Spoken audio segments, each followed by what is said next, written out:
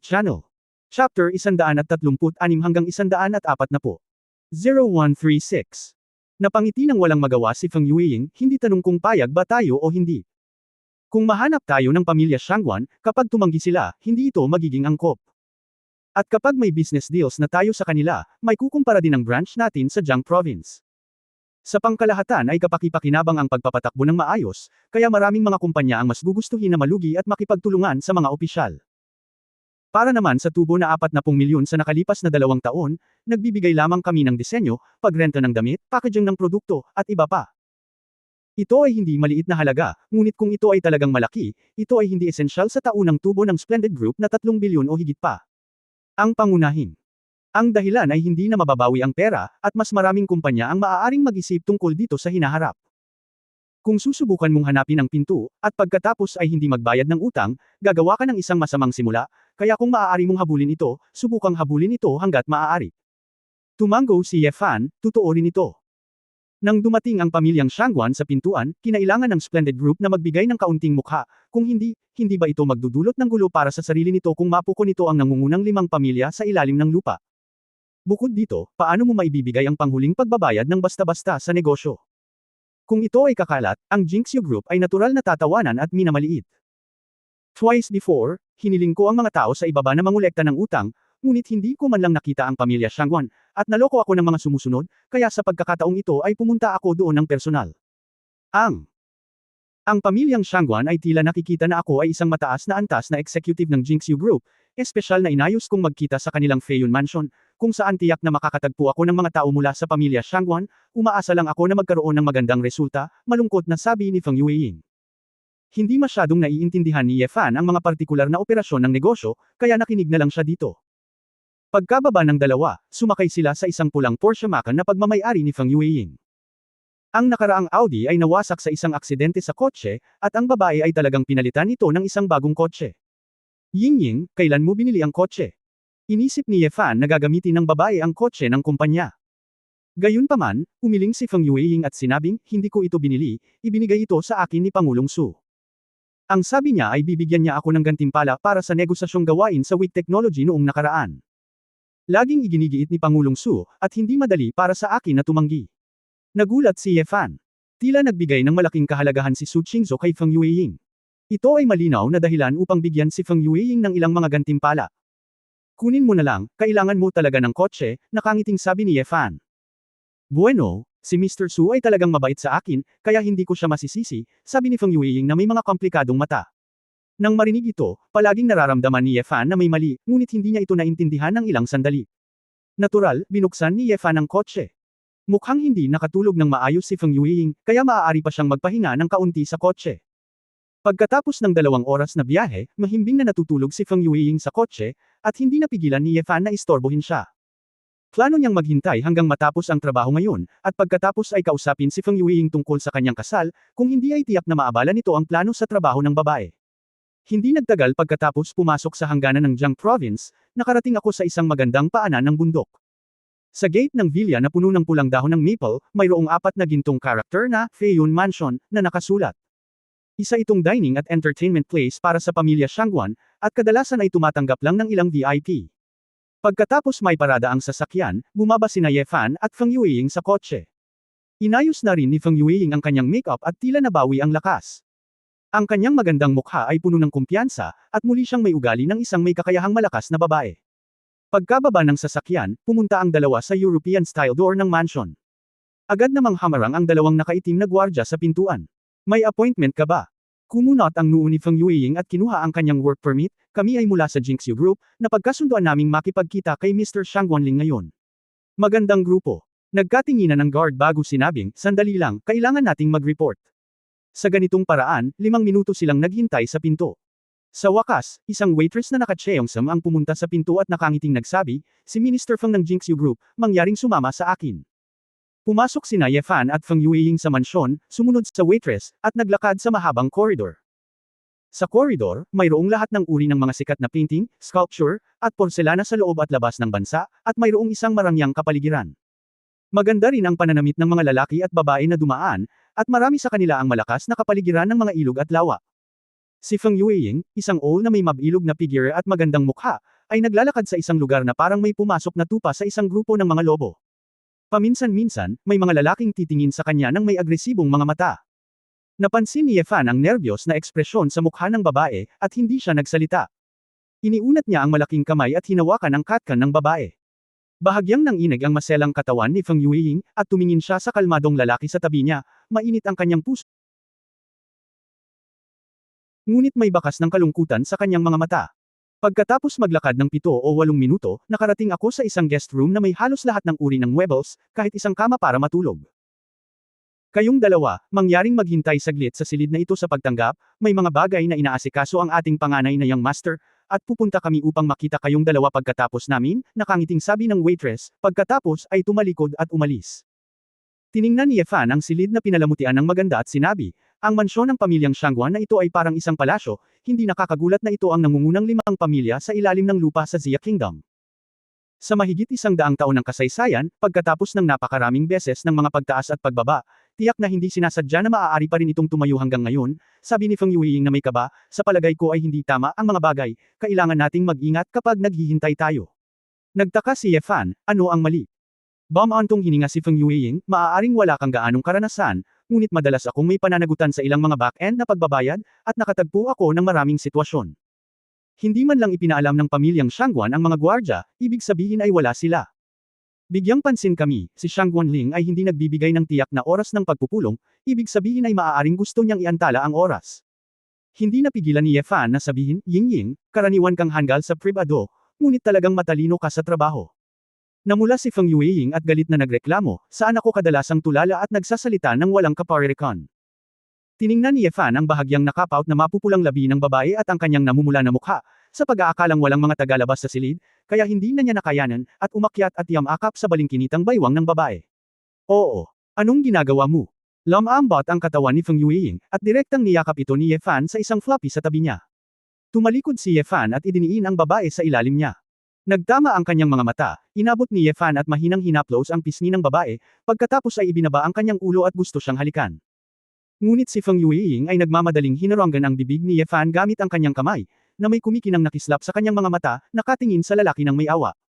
Yefan, huwag mong gawin ito, okay? Hindi natin kaya. Natigilan si Yefan, naalala na hindi niya talaga sinabi sa babae ang tungkol sa kasal niya, hindi tama na gawin iyon, kaya tumayo siya at sinabing, pasensya na, Ying, sa tingin ko masyado kang mapang-akit, hindi ko na mapigilan bigla. Umupo si Feng Yueying, inayos ang kanyang kwelyo, hinaplos ang kanyang buhok, at tahimik na sinabi, maging abala muna tayo sa trabaho. Laging nararamdaman ni Yefan na kakaiba si Feng Yueying ngayon, ngunit hindi niya matukoy ng eksakto kung nasaan ito. Kabanata 0137 Lasing 0137. Naghintay ng halos 20 minuto, ngunit walang dumating, kahit isang tasa ng tsaa. Nenas na humikab si Yefan sa silid at naghintay pa ng kalahating oras, nang makitang tanghali na at oras na para kumain. Ying, parang gusto na talaga nila tayong iwan dito. Nagpout si Yefan, nahulaan talaga ng babae. Kumunot ang noo ni Feng Yueying at sinabing, teka lang. Hindi ba tayo pwedeng lumabas para hanapin ito? Ang malaking bagay ay magtanong, nasaan si Shangguan Ling? Sabi ni Yefan. Shangguan Ling, ang panganay na anak ng ikatlong henerasyon ng pamilya Shangguan, ay ang gulugod na ng pamilya Shangguan. Hawak niya ang tunay na kapangyarihan. Kahit natanungin natin ang mga empleyadong iyon, hindi sila maglalakas loob na sabihin kung nasaan ang amo, sabi ni Feng Yueying. Sa sandaling ito, itinulak ang pinto, at biglang pumasok, isang matipunong lalaki na nakasuot ng puting kamisol na may buong balbas. Puno ng amoy ng alak ang malaking lalaki, at may hawak na isang porselana na bote ng white wine sa kanyang kamay. Hey! Ang malaking lalaki ay nagpakita ng isang matako ng ngiti nang makita niya si Feng Yueying. Ang mga maliliit na batang babae na inayos para kay Laozi ngayon ay talagang maganda. Medyo natarante si Feng Yueying nang makita niya ang matipunong lalaki, tumayo siya at umatras, sino ka? Ang matipunong lalaki ay tumawa at humakbang pasulong, na may katawan na parang maliit na mountain bag na nakatikip sa babae, na parang isang braso ang maihahambing sa makapal na hita ni Feng Yueying. Siyempre ako ang nagutos sa iyo, sa dami ng suot, para makipaglaro ng uniforme. Gusto ko. Sabi ng malakas na lalaki, at akmang lalapit siya at hahawakan ang neckline ni Feng Yueying. Gayunpaman, si Yefan ay nakatayo na sa harap ng babae sa sandaling ito, at iniunat ang kanyang kamay upang sabihin sa kanya na huwag matakot. Dude, maling kwarto ang pinuntahan mo, magiliw na sabi ni Yefan. Ang malakas na lalaki ay may masamang mukha, at ang kanyang mga mata ay lasing na may bakas ng lamig, sino ka bata? Halika upang hadlangan ang mabuting gawa ng tiyuhin na ito. Uulitin ko, maling kwarto ang pinuntahan mo, walang ekspresyon si Ye Fan. Nanlaki ang mata ng malakas na lalaki at binasag ang bote ng alak sa kamay niya kay Ye Fan. Bulalas ni Feng Yueying, hindi matapang na tumingin sa ibaba. Gayunpaman, sa sandaling tumama ang bote ng alak kay Ye Fan, agad itong sinalo ni Ye Fan sa ere. Itinaas ni Ye Fan ang kanyang ulo, nagbuhos ng higit sa 50 grado ng sorghum wine, at dinilaan ang kanyang mga labi. Ano ang dapat kong gawin, parang lasing na rin ako, ngumiti si Ye Fan. Galit na galit ang malakas na lalaki, at sinampal ng sampal ang mukha ni Ye Fan. Gayunpaman, sinipa ng isang paa ni Ye Fan ang dibdib ng matipunong lalaki kanina. Boom! Ang malakas na lalaki ay lumipad palabas na parang bola ng kanyan, direktang tumama sa tapat ng koridor sa labas ng tarangkahan, at nadurog ang isang pandekorasyon na florera. Ako, ikaw. Ang malakas na lalaki ay sumuray-suray mula sa lupa, nagmumura, duguan sa kanyang mga mata. Pinunasan niya ang kanyang bibig at muling sinumpa si Ye Fan.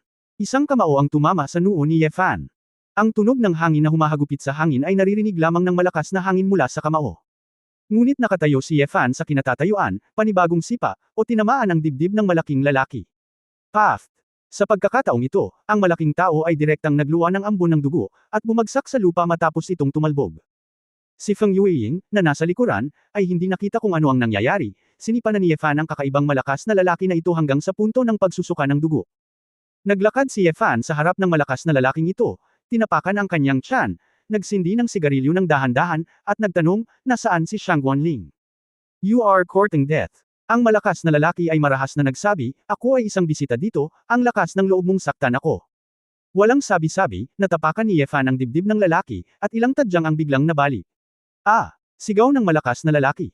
Nagpakawala ng usok si Ye Fan at nagpatuloy na nagtanong ng walang ekspresyon, Shang Guanling, nasaan ito? I don't know. I really don't know. Sa wakas ay natakot ang matipunong lalaki, at naramdaman niyang hindi na niya ito aaminin. Papatayin siya ng lalaking ito. Napakatapat ko. Sa oras na ito, gusto ko pa ring ipagpatuloy ang pagganap, nginisya ni Ye Fan. Napakasakit ng malakas na lalaki kaya lumabas ang ilong, sinusunod ko lang ang mga utos na gawin. Nasaan si Tito, hindi ko talaga alam. Biglang nagising si Feng Yueying sa oras na ito, lumakad at nagsabi, Ye Fan, sabi mo siya si Shangguan. Ipinadala ni Ling. Tumango si Ye Fan, kailangan mo pa bang pag-isipan ito? Maghanap ng isang taong gaganap bilang isang lasing na alkoholiko, binubuli ka, takutin ka, at tapos na. Ang pangunahing punto ay hindi ka maglakas loob na sabihin ang nangyari. Sino ang nangahas na humingi ng pera? Kinagat ni Feng Yueying ang kanyang mga pilak ng ngipin, sobra na. Siguradong makukuha ng pamilyang Shangguan ang huling bayad na 40 milyon, paano nila magagawa ang ganoong bagay? Ngunit kung mayroong masyadong maraming mga balanse, ito ay isang malaking halaga ng daan-daang milyon. Sa palagay ko ay kinakaladkad nila ang balanse ng maraming pamilya sa ganitong paraan. Nakangiting sabi ni Ye Fan. Sa oras na ito, ang waitress na nanguna sa dalawa, ay nagmamadaling pumunta sa pinto na may masalimuot na ekspresyon, kayong dalawa, pasensya na, may aksidente ba dito? Sinipa ni Ye Fan ang kalahating baldado na malakas na lalaki sa ilalim ng kanyang mga paa. Ay nagsabi, nabaliw ang taong ito pagkatapos uminom at gustong haras ang ating Ministro Feng. Napaka-problema ng iyong seguridad dito. Mr. Ye, sa tingin ko ito ay isang hindi pagkakaunawaan. Mangyaring hayaan muna itong Ginoo. Tumingin ang waitress sa malakas na lalaki na bumagsak sa lupa, na may hitsura ng hindi makapaniwala. Talaga, pero idol pa rin ako. Tatawag ako ng pulis at hahayaan ang isang tao mula sa Defense Bureau na mag-imbestiga. Sabi ni Ye Fan, at kinuha ang kanyang telepono. Naninigas ang mukha ng waiter.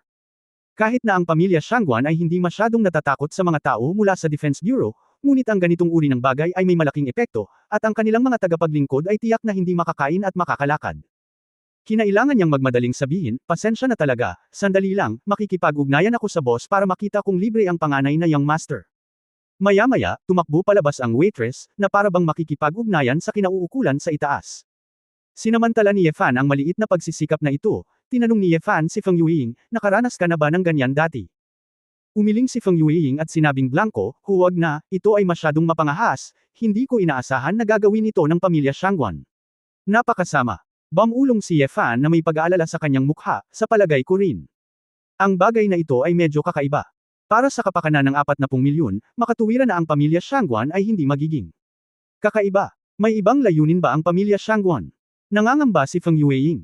Kinusot-kusot ni Ye Fan ang kanyang mga mata, hindi ko maintindihan sa ngayon, ngunit makatitiyak ka na nandito ako. Gusto kong makita kung anong gamot ang ibinebenta nila sa lung. Sa sandaling ito, tinapos ng waitress ang tawag sa telepono at tumakbo palayo. Bumalik.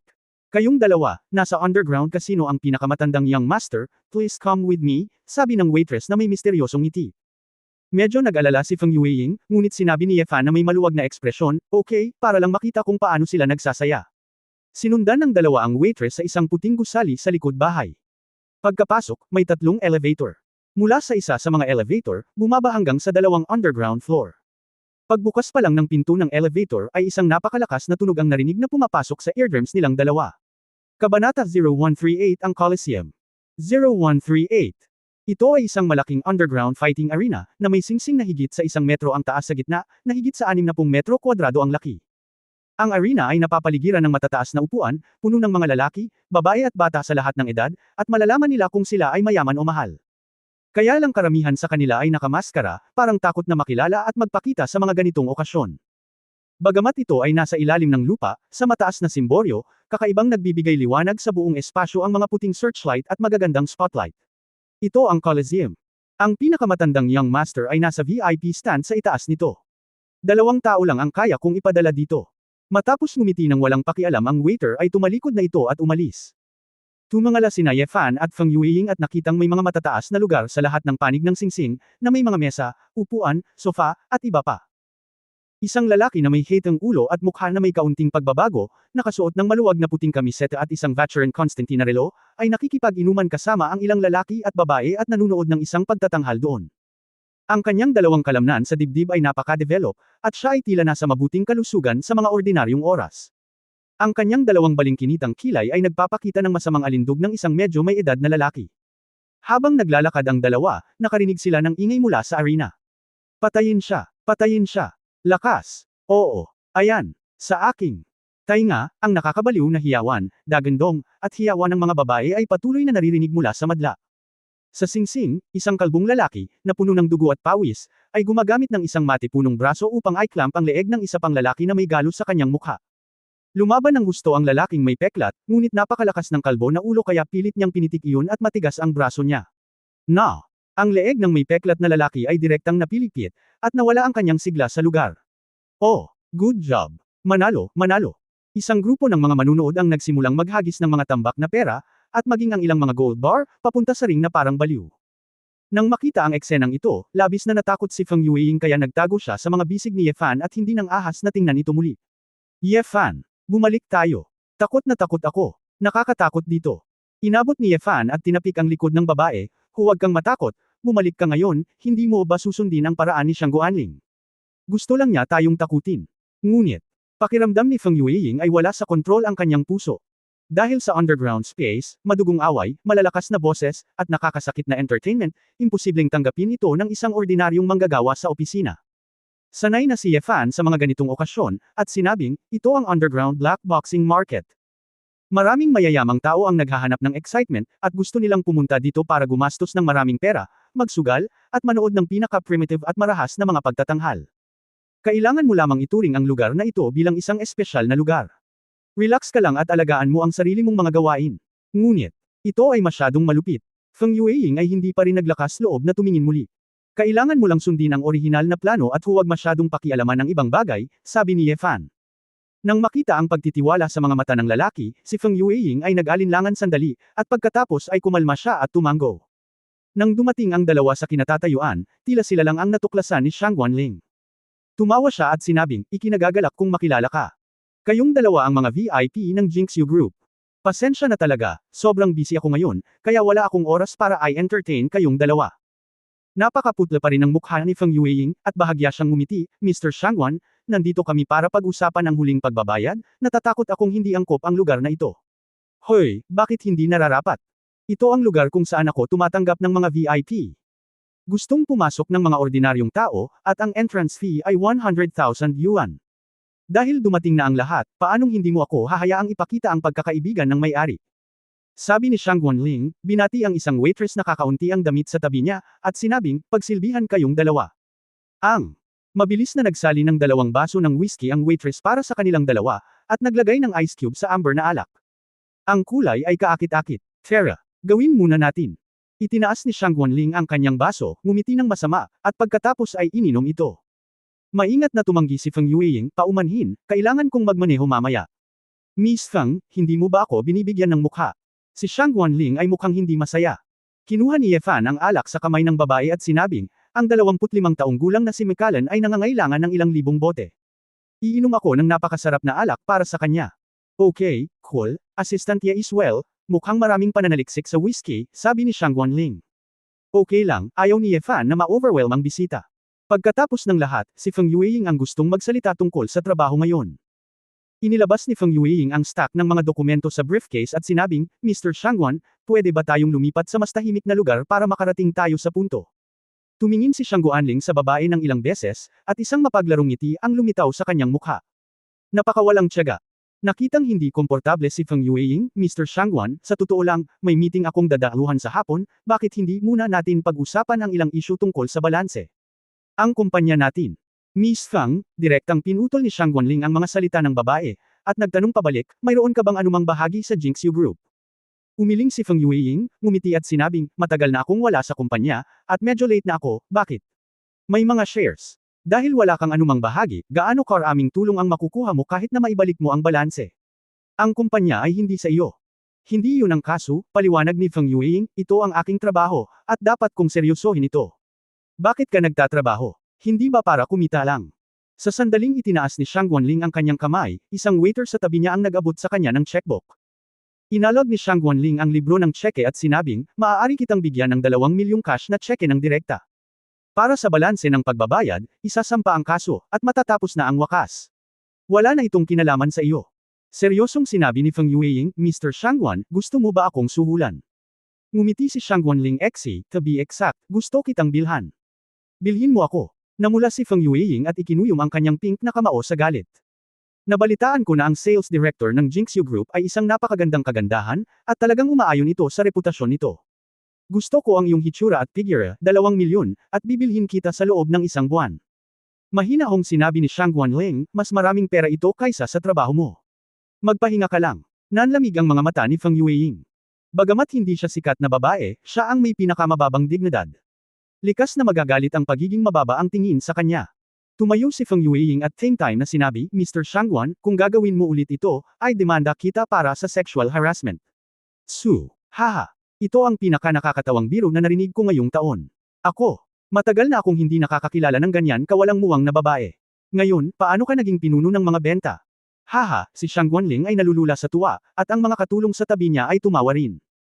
Galit na ibinalik ni Feng Yueying ang impormasyon sa kanyang bag, ayaw niyang patuloy na mapahiya ng ganito, at sinabi kay Ye Fan, fair na. Pumikit si Ye Fan, ngunit umiling, inaliw ang babae at umupo, at sinabing, paano ako makakaalis nang hindi binabawi ang pera? Kabanata 0139 Paano patunayan? 0139. Natigilan si Feng Yueying, hindi niya alam kung ano ang gagawin ng lalaki. Oh! Nakikinig sa sinabi nitong assistant Ye na ito, aalis ba siya kung hindi niya makuha ang pera ngayon? Ngumisi si Shang Guanling. Nagkibit balikat si Ye Fan, originally, wala akong pakialam. Gaya ng sinabi mo, wala akong kahit anong share sa Jinxiu Group. Oh, bakit biglang nagbago ang isip mo? Medyo na-curious si Shang Guanling. Bumangon si Ye Fan ng mag-isa, kinuha ang whiskey mula sa waiter sa gilid, nagsalin ng isang baso, at sinabing, walang gaanong dahilan. Pinahinti mo muna kami ng napakatagal, at pagkatapos ay nagpadala ng isang tao upang takutin kami, ngayon ikaw ay may napakaruming bibig at lamandi sa aming Ministro Feng. Napakaraming pagsisikap ang aking ginugol, ngunit hindi ko magawa ito ng walang kabuluhan. Tsaka pinadala ako para protektahan ang mga tomboy ng kumpanya. Kung panoorin ko si Minister Feng na binubuli, hindi ako hihingi ng sagot. Hindi ba napakawalan Jie? Mukha.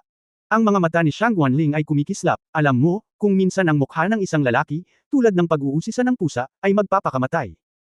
Umupo si Ye Fan bumaba siya, tinapik ang binti ni Erlang, at mapaglarong tumingin kay Shang Guanling, sinasabi mo lang ba ang mga salitang ito para takutin ang mga tao? Kung gayon, ipinapayo ko sa iyo na bayaran ang balanse at huwag sayangin ang aming oras. Lahat naman kasi ng tao ay kapag matanda ka na, hindi mo na kailangang maglaro ng mga pakulo ng mga bata, nakakasawa na lang pag-usapan, di ba? Nagpakita ng kaunting pagtataka si Shang Guanling, at ang mga ordinaryong tao ay makaramdam ng takot kapag nakita nila ang kanyang mga mata, at ang ilan ay lumingon pa nga ng diretso sa kanilang mga mukha. Mapatla. Ngunit itong batang assistant na may apelyidong Ye ay mukhang hindi natatakot sa kanya. Dahil dito, medyo hindi komportable si Shang Guanling. Binaling niya ang kanyang isip, tumayo, itinuro ang singsing sa ibaba at sinabing, tingnan mo ako, ang Colosseum na ito ay pinalamutian ng estilo ng sinaunang Roma, ano ang pakiramdam? Sa pagsasalita tungkol dito, galit na galit pa rin si Feng Yueying, at tahasang sinabi, sa tingin ko ito ay masyadong barbaric. Ang taong sumuntok ngayon lang ba ay pumunta upang iligtas? Paano mo hinarap ang mga nasugatan? Haha, yung sugatan. Rescue. Sinabi ni Shang Guanling ng masama, Miss Feng, niloloko mo ba ako? Narinig mo na ang mga maharlika ng sinaunang Roma ay magpapadala sa mga gladiator na iyon na mas mahal lang ng kaunti kaysa sa mga alipin. Mayroon bang doktor para sa gipin? Hindi ito sinaunang Roma, ito ang kaharian ng Xia, at hindi ito isang lipunan ng mga alipin. Paano mo maitatrato ang buhay ng tao ng napakalupit? Galit na sabi ni Feng Yueying. Hindi sumagot si Shang Guanling, ngunit itinuro ang matinding labanan na nagpapatuloy pa rin sa ring, at sinabing, ang mga boksingero dito ay parang mga gladiator sa sinaunang Roma. Lahat sila ay mga alipin na binili ko. May mga kulungan. May mga felon sa death row, may mga felon, may mga lokal na mamamatay, at may ilan na nakagawa ng krimen. Dito sila nagtatago at kumakain. Ang mga taong ito ay mas masahol pa kaysa sa mga asong pinalaki ko. Tingnan mo sila, basta may pera, kaya nilang gawin ang lahat, pwede silang mamatay. Pagkatapos magsalita, itinuro ni Shang Guanling ang mga manunood na nanunood ng pagtatanghal at sinabing, tingnan mo muli ang aking mga bisita, ang kanilang mga ekspresyon, kung gaano kabaliw, ang kanilang ang mga mata ay napakainit. Kung tutuusin, sa kanilang mga mata, ang 2 taong nag-aaway sa arena ay walang pinagkaiba sa laban ng aso, sibang, at kuliglig. Ano sa palagay mo ang mga taong ito pagkatapos nilang umalis dito? Hindi ba ito ang tinatawag na are they entrepreneurs, officials, celebrities? Sila ang superstructure ng lipunang ito, at ang mga tagapamahala at pinuno ng lipunang ito ay isang grupo ng mga ganid na tao. Mahigpit na kinagat ni Feng Yueying ang kanyang mapupulang labi, at labis na hindi nasisiyahan. Hindi ko alam kung paano sasagutin. Hindi niya talaga maisip kung bakit ang mga mukhang mataas ang pinag-aralan ng mga taong ito ay maaaring panuurin ng isang tao na binugbog hanggang mamatay, ngunit sila ay walang pakialam, sumisigaw lamang at nagyaya ng ligaw. Sinabi ni Shang Guanling nang may damdamin, Minister Feng, hindi mo ba naiintindihan? Hindi naman ako malupit, ngunit ang kalikasan ng tao ay ganito. Ang tao, sa pinaka-perpekto, ay ang pinakamahusay sa mga hayop, ngunit kapag siya ay nasa batas at batas, siya ang pinakamahusay sa mga hayop. Kapag naputol ang hustisya, siya ang pinakamasama sa mga hayop. Siya ang pinaka-hindi banal at ganid sa mga hayop. Hindi ito ang sinabi ko, ito ay sinabi ng sinaunang pilosopong Griego, si Aristotle, ngunit karamihan sa mga tao ay hindi nauunawaan ang katotohanan ng mundo. Sa pagsasalita, kinuha ni Shang Guanling ang isang bote ng whiskey, diretsyong ibinuhos ang kanyang sarili ng 2 higop, at mayabang na sinabi, sa lugar na ito, walang batas, walang sistema, oo, ang mahihino lang ang kumakain ng malakas. Lakas. Kapangyarihan. Ito ang tanging bagay na gumagana dito. At ako, si Shang Guanling, ang Diyos dito. Nagkaroon ng mapang-asar ng ngiti. Ang mukha ni Shang Guanling, lalo na nang makita niya ang hindi makapagsalita ni Feng Yueying, at ang magandang mukha nito ay puno ng takot. Ngunit nang makita niya ang ekspresyon ni Ye Fan, ito ay nakasimangot siya. Ang mukha ni Ye Fan ay hindi nagbago, at ang kanyang mga mata ay mas malamig pa kaysa dati, tulad ng isang walang kamatayang yelo, tulad ng isang walang hanggang bato. Ang kanyang ugali ay naging malalim, at kahit isang pahiwatig nito. Labis na walang magawa. Assistant Ye, parang hindi kumbinsido. Sumimangot si Shang Guanling. Bahagyang napabuntong hininga si Ye Fan, naisip ko lang, bakit ang dami mong sinasabing kalokohan, babayaran mo ba ang huling bayad? Kumunot ang noo ni Shang Guanling, sa tingin mo ba ay kalokohan ang sinasabi ko? Siyempre, sinabi ko na kanina, hindi ako interesadong makipaglaro sa iyo, mahinang sabi ni Ye Fan. Sinampal ni Shang Guanling ang kanyang mukha at pumikit ng 2 beses, tinitigan si Ye Fan na may galit na mga mata, nakikinig ako. Sinabi, sinugitan ni Assistant Ye ang isa sa aking mga lasing na nasasakupan, at ito ay duguan, na parabang siya ay bata pa, at ang isang bagong panganak na guya ay hindi natatakot sa mga tigre. Isa akong kabayo, at bukod pa, siguradong hindi ka tigre, sabi ni Ye Fan. Haha, pinagbibiruan mo pa ako, oo matapang akong humahanga sa mga kabataan. Ngumiti si Shang Guanling Zaiexi. Sabi ko, sa Colosseum na ito, power is everything. Kung gusto mong mabawi ang 40 million final payment mula sa akin, dapat mong patunayan sa akin na may kakayahan ka. Nagtanong si Ye Fan ng may interes, ano ang paraan ng patunay? Iniunat ni Shang Guanling ang kanyang kamay at itinuro ang arena, mula nang dumating ako sa Colosseum, kailangan kong magbayad ng kaunting halaga, pera man o katawan ko. Kapag pumunta ako sa arena, lumaban tulad ng isang tao, at talunin ang mga hayop na pinalaki ko, ibibigay ko ang 40 milyon. Ano? Biglang naputol si Feng Yueying, Ye Fan. Huwag. Masyadong delikado. Fair na. Isang mapaglarong ngiti ang ipinakita ni Ye Fan, inaaliw ang babae at hinayaan siyang huwag matuwa at sabihing, hindi patas. Nandito tayo para maningil ng utang. Ito ay isang negosyong walang puhunan. Kung muli akong lalaban, hindi ba ako mawawalan ng pera? Tumango si Shang Guanling, tama ang sinabi ni Assistant Ye. Ito ay may katuturan. Gayunpaman, kung sasaktan mo ako, kailangan kong laging magbigay ng account sa aking mga nasasakupan. Kung mananalo ka, hindi lang 40 milyon ang ibibigay ko sa iyo, kundi kukunin din ang lahat ng pera sa Coliseum sa mahabang panahon. Dito sa iyo. Oh, magkano? Tanong ni Ye Fan. Sa kasalukuyan ay 2.8 milyon, mabilis na iniulat ng isang katulong sa likod ni Shang Guanling ang numero. Nang marinig ito, hinawakan ni Ye Fan ang kanyang baba at nakangiting sinabi, deal. Biglang nagpakita ng malupit na panunuyas si Shang Guanling, habang si Feng Yueying ay takot na nanlamig ang kanyang dugo. Ilang taon na ang lalaking ito, gaaman pa rin sa pera. Chapter 0140 Siya ay napakahalaga. 0140. Huahai, Splendid Group Headquarters, President's Office. Umupo si Su Qingzhou sa office chair at tumawag kay Ye Fan, ngunit hindi maganda ang signal, kaya hindi siya nakalusot. Medyo nairita bigla yung babae. Sinabi ni Bishu Qin sa ospital na gusto niyang makita muli si Ye Fan, ang kanyang apo. Para sa matanda, kakaunti ang oras na natitira para sa kanya, kaya natural na gusto niyang magpaliwanag pa. Gayunpaman, sa oras na ito, walang mahanap si Ye Fan. Shenya, pasok ka. Pinindot ni Su Qingzhou ang komunikasyon sa opisina ng unang assistant. Hindi nagtagal, mabilis na pumasok si Shenya at magalang na nagtanong, Mr. Su, ano ang mga order mo? Nasaan si Ye Fan? Diretsyong tanong ni Su Qingzhou. Nanigas ang mukha ni Shenya, at sumagot siya, nagtrabaho sa labas. Sa labas. To be more specific, anong klaseng trabaho? Naramdaman ni Su Qingzhou na kakaiba at malabo ang mga salita ng assistant. Ngayon ang araw kung kailan pumunta si Minister Feng sa Feiyun Company para kolektahin ang huling bayad na 40 milyong yuan. Si Kapitan Shu ang orihinal na nagpo-protekta sa kanya, ngunit nagkataon na hindi naka-recover si Captain Shu, kaya hiniling ko kay Ye Fan na sumama kay Minister Feng. Kung tutusin, higit pa siya kay Shu. Ang kapitan ay kamangha-mangha pa rin. Agad na nanlamig ang mukha ni Su Qingzhou, sino ang nagtanong sa iyo na ayusin si Ye Fan na gawin ang ganitong uri ng trabaho? Sinabi ni Shenya na may hindi mapakali na ekspresyon, di ba sabi mo? Hayaan ko siyang ayusin ang ilang trabaho, huwag siyang mangisda sa magulong tubig. Tumahimik ka. Hinamplas ni Su Qingzhou ang mesa na may masungit na mukha, at sinabing, mayroon ka pa ring mukha para makipagtalo. Siya ang aking katulong, paano magkakaroon ng katulong ang presidente? Upang maging bodyguard para sa sales manager. Hayaan mong mag-ayos ka ng trabaho para sa kanya, hindi para hilingin na ilipat mo siya, anong iniisip mo?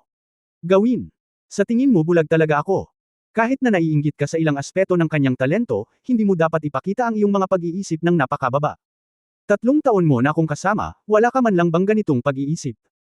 Namumula ang mga mata ni Shenya nang sabihin sa kanya, nangingilid ang mga luha, at ibinaba niya ang kanyang ulo sa hinaing at takot, pasensya na, President Su, nagkamali ako, huwag kang magalit sa akin, ako, tatawagan ko siya kaagad. Hindi na kailangan. May bakas ng pagkabalisa sa mga mata ni Su Qingzhou, ilang beses na akong tumawag, ngunit hindi maganda ang signal. Siguradong nasa lugar siya kung saan hindi maginhawang makipag-usap. Ito. Paano ba naman, pupunta sila sa Feiyun Mansion, bakit hindi sila makatawag doon?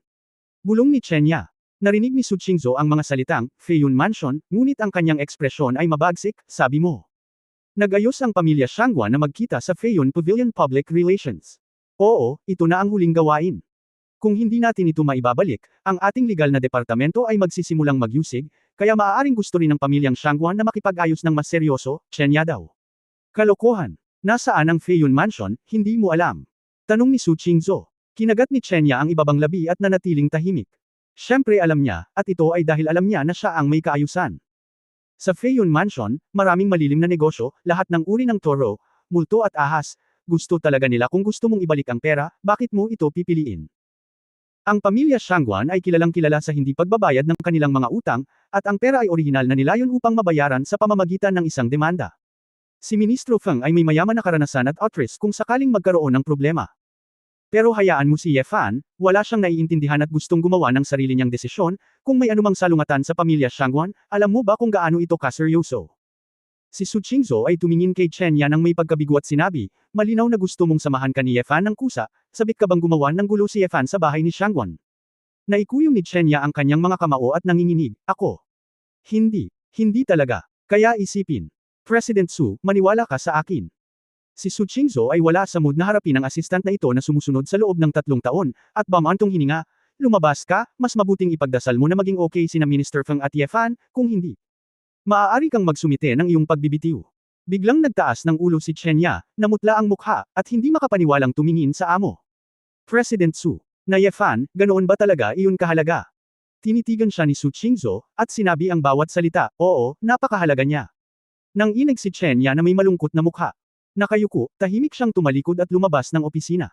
Hanggang sa lumabas si Chenya at isinara ang pinto, umupo si Su Qingzhou nang walang ekspresyon. Sa katunayan, kahit si Su Qingzhou mismo ay hindi alam kung bakit, gusto niyang mag-alala tungkol sa lalaking iyon. Gayunpaman, nang maisip niya ang panganib ng Feiyun Mansion, hindi napigilan ni Su Qingzhou. Kinuha niya ang telepono at nag-dial ng numero. Ito ang numero ng telepono ng sangay ng Jinxiu Group sa Jiang Province. Mr. Su. Sa sandaling nakakonekta ang tawag, magalang na binati siya ng manager na kinauukulan, mayroon ka bang mga tagubilin? Agad na magpadala ng isang tao sa Feiyun Mansion para malaman kung ano ang nangyari kina Minister Feng Yueying at Assistant Ye Fan. Feiyun Mansion, Underground Coliseum. Mga natatanging panauhin, ito ay magiging isang napaka-espesyal na labanan sa susunod. Si Shang Wanling, na nasa sabik, ay kinuha ang mikropono at sumigaw sa mataas na plataporma, may isang Mr. Ye mula sa Huahay na gustong sumunod sa akin. Tumaya sa kita ng dealer ngayong umaga. Ipapadala ko ang Mad Dog ko sa isang duel sa kanya. Pusta tayo hanggat gusto mo. Bago pa matapos ang mga salita ay kumukulo na ang eksena. Lalo na nang umakyat si Ye Fan sa ring, nagsimula ng tumawa ang isang grupo ng mga bisitang nakamaskara. Abat biro. Hindi mo makita ang mga kalamnan, gusto mong labanan ang galit na aso. Mukhang champion ang baliw na aso noong nakaraang linggo ha. Papatayin ang batang ito. Pindutin ang baliw na aso. Kalahating milyon. Kaagad, isang grupo ng mga mayayaman ang nagsimulang tumaya laban sa laro. Nakita ni Feng Yueying, na nakatayo sa mataas na plataporma, ang eksenang ito at narinig ang mga salitang ito, tumalon ang kanyang puso sa kanyang lalamunan. Hindi niya alam kung bakit naging ganito ang mga pangyayari. Kung ito ang orihinal na plano niya, matagal na itong binawi, at kahit ang Underground Coliseum ay hindi darating. Ngunit dahil sa presensya ni Ye Fan ngayon, at ang hilig ng pagiging walang takot ng mga lalaki, hindi siya makaalis dito hanggang ngayon. Ang lalong ikinabahala niya ay pati ang komunikasyon sa cellphone ay naharang sa lugar na ito. Ilang mga espesyal na tagapagbalita lamang sa bahay ni Shangguan ang maaaring gamitin, na naging dahilan upang hindi niya maiulat ang sitwasyon sa labas ng mundo. Sa sandaling ito, maaari lamang siyang umasa na ang kakayahan ni Ye Fan ay makakayanan ang susunod na labanan. Si Ye Fan ay mukhang relaxed, at tumingin kay Feng Yueying. Sa sobrang hiyawan, lumabas ang isang higanteng lalaki mula sa isang gilid ng daanan ng arena. Ang lalaki ay maitim ang balat, walang sando, nagpapakita ng kulot na mga kalamnan, kinikiliti ang ulo ni Muhok, at may suot na rivet collar sa leeg. Dahan-dahan siyang naglakad papunta sa ring. Ang lalaki ay may asul na ugat sa buong katawan, ang kanyang mga binti ay parang Optimus Prime, at siya ay halos 2 metro ang taas. Nang pumunta doon si Ye Fan, para siyang bata na kaharap ang isang matanda. Pagtatapos ng kabanatang ito. For more videos, please like, share and subscribe.